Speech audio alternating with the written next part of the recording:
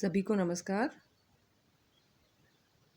आज का अपना टॉपिक है अनुसूची तथा प्रश्नावली में अंतर, बीए सेकेंड ईयर। अनुसूची एवं प्रश्नावली दोनों सामाजिक सर्वेक्षण की महत्वपूर्ण विधियां हैं।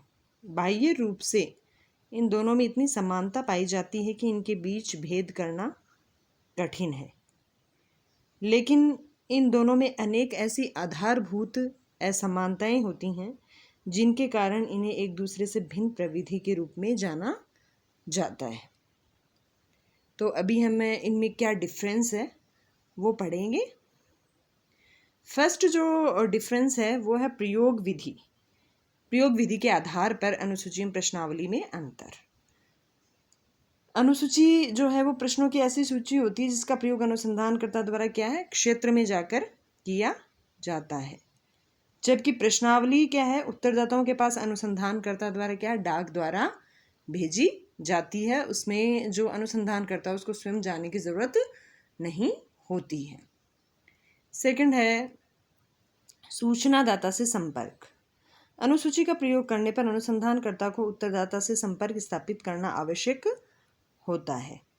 प्रश्नावली में क्या होता है कि अनुसंधानकर्ता को सूचनादाता से प्रत्यक्ष संपर्क नहीं करना पड़ता है, इसे डाक द्वारा ही भेजा जाता है। डायरेक्ट संपर्क करने की ज़रूरत प्रश्नावली में नहीं होती है अनुसंधानकर्ता को सूचनादाता से। थर्ड है अध्ययन क्षेत्र।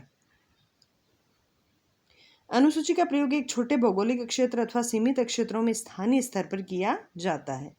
प्रश्नावली विशाल एवं विस्तृत क्षेत्रों के लिए प्रयोग में लाई जाती है जहाँ इन्हें डाक द्वारा भेजा जाता है। अनुसूची का कहने का मतलब अनुसूची का प्रयोग छोटे क्षेत्र के लिए होता है और प्रश्नावली का प्रयोग विस्तृत क्षेत्र के लिए किया जाता है। फोर्थ है विधि। अनुसूची का प्रयोग करने पर साक्षात्कार विधि का प्रयोग करना आवश्यक होता है जिससे गहन सूचनाएं प्राप्त होती हैं।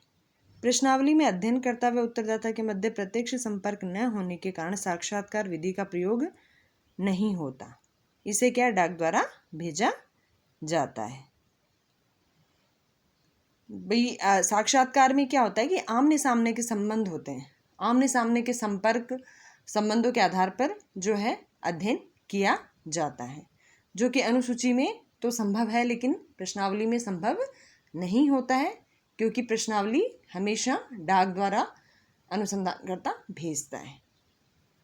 फिफ्थ है प्रश्न का उत्तर लिखना। अनुसूची में अध्ययनकर्ता या अनुसंधानकर्ता जो होता है वो प्रश्नों के उत्तर स्वयं लिखता है और प्रश्नावली में अध्ययनकर्ता सामने न होने के कारण उत्तरदाता ही उत्तर लिखता है।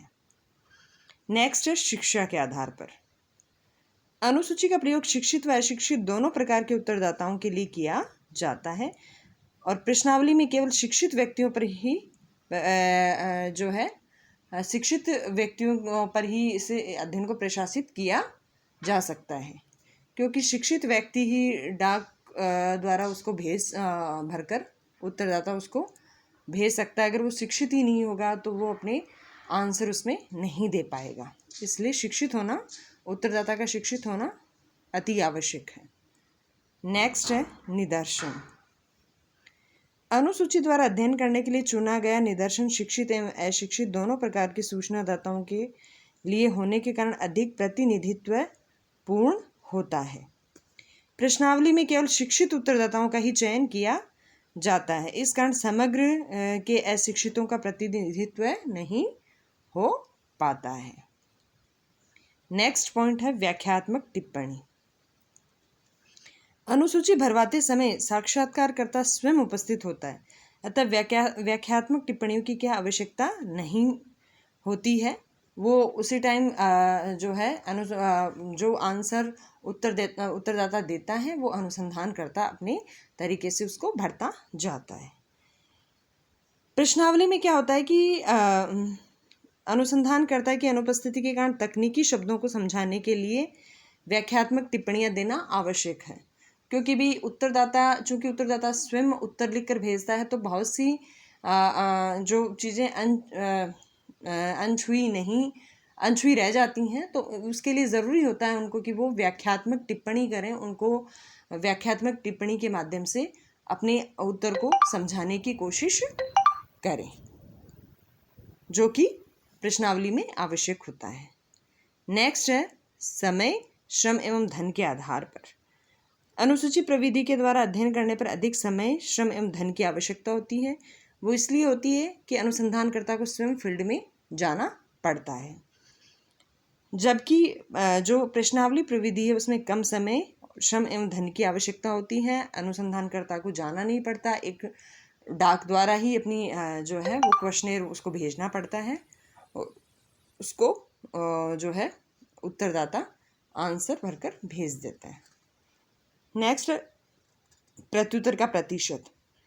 अनुसूची द्वारा अध्ययन करने में प्रत्युत्तर की संभावना 100% रहती है। वो इसलिए क्योंकि अनुसंधानकर्ता उत्तरदाता के सामने ही रहता है, जबकि प्रश्नावली में ये प्रतिशत कम रहता है। बहुत प्रयत्न करने पर 50 से अधिक नहीं बढ़ पाता है। तो इसलिए आंसर्स कंपैरेटिवली जो है प्रश्नावली से प्राप्त होने में जो है दुविधा होती है, या आंसर प्राप्त करने में जो है कम आंसर हमें कम जो प्रश्नावलियाँ वापस मिल पाती हैं। नेक्स्ट है पक्षपात। अनुसूची में अनुसंधानकर्ता सूचना लिखने में अपनी राय या मत का प्रभाव डाल सकता है, जबकि प्रश्नावली में सूचनादाता क्या होता है, स्वतंत्र होता है और वो अपने विचार क्या है बहुत ही फ्रीली व्यक्त कर सकता है। अतः अनुसंधानकर्ता के पक्षपात की संभावना नहीं रहती है। नेक्स्ट है उत्तरदाता की कुशलता। अनुसूची द्वारा तथ्य संकलन के लिए कुशल, अनुभवी, मृदुभाषी व प्रशिक्षित अध्ययनकर्ता का होना आवश्यक है, जबकि प्रश्नावली का उपयोग सामान्य बुद्धि वाले, कम प्रशिक्षित व कम व्यवहार कुशल व्यक्ति भी कर सकते हैं। लास्ट जो डिफरेंस है वो है अवलोकन के आधार पर। अनुसूची में अवलोकन भी समाहित होता है, प्रश्नावली में इसका अवसर नहीं मिल पाता है, क्योंकि मैं शुरू से बता रही हूँ कि जो अनुसूची होती है उसमें क्या है, जो अनुसंधान करता होता है वो अनुसंधान के टाइम प्रेजेंट रहता है, तो वो जो है हर चीज़ को ऑब्जर्व कर सकता है, जबकि प्रश्नावली में वो वहाँ प्रेजेंट नहीं रहता, इसलिए उसको ऑब्जर्वेशन उसका वहाँ पे नहीं हो पाता है। तो ये कुछ डिफरेंस थे जिनके आधार पर अनुसूची व प्रश्नावली को अलग किया जा सकता है।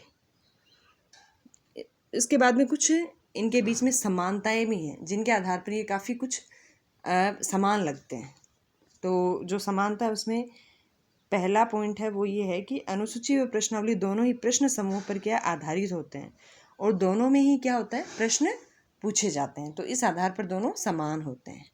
सेकंड है प्रथम स्तरीय सूचनाओं का संकलन या प्राथमिक सूचनाओं का संकलन दोनों में ही किया जाता है। ये सूचनाएं पहले किसी साधन द्वारा हमें उपलब्ध नहीं की गई होती हैं। तो इस क्रम में देखा जाए तो जो प्राथमिक सूचनाओं का संकलन दोनों के माध्यम से हम कर सकते हैं। थर्ड है कि दोनों की ही प्रश्न रचना जो होती है वो समान होती है। इन्हें शीर्षक व उपशीर्षकों में विभाजित किया जा सकता है। प्रश्नों के चयन के समय क्या सावधानियां रखी जाती हैं। प्रश्नों का जो चयन करने का तरीका है, जो प्रश्न रचना जो बनाई जा रही है, वो लगभग दोनों की ही समान होती है। लास्ट है बाह्य रूप से क्या ये एक दूसरे से काफ़ी मिलते जुलते यंत्र माने जाते हैं। दोनों में डिफरेंस करना मुश्किल होता है, इसलिए दोनों में क्या समान सुविधाओं का ध्यान रखा जाता है। जो बेसिक डिफरेंस है वो प्रथम दृष्टया इनमें नज़र नहीं आते हैं, लेकिन जो बेसिक डिफरेंस कुछ होते हैं वो हम ऊपर पढ़ चुके हैं, और ये कुछ एक समानताएं हैं जिनके आधार पर ये काफ़ी कुछ अनुसूची व प्रश्नावली समान भी लगती हैं। तो ये आज का अपना जो टॉपिक था ये था अनुसूची तथा प्रश्नावली में अंतर एवं समानताएं। धन्यवाद।